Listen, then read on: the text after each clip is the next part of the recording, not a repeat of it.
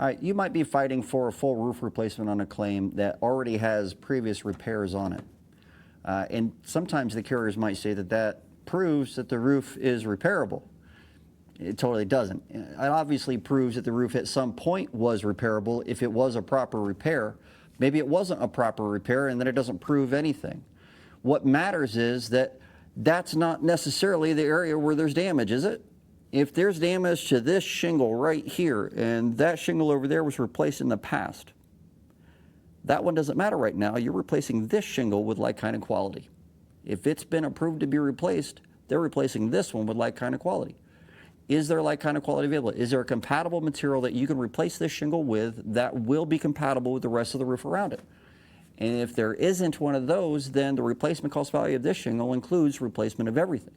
If the roof is not repairable, meaning that you cannot make a viable, proper, code-compliant, warrantable repair, then the replacement cost value of that one shingle is the amount of shingles it would take to get to a compliant, warrantable repair.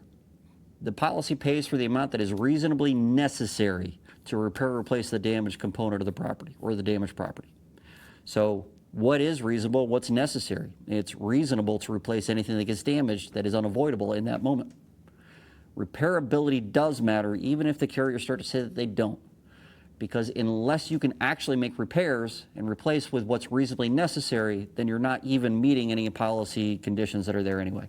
So you need to prove that it's repairable or not, or prove that there's nothing compatible that's available. Compatibility comes down to the size of the shingle, location of the sealant, and the size and location of the nail zone.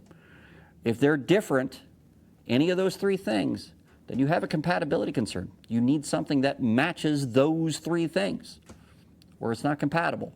And then repairability and matching and all that go out the window because you can't replace that one shingle.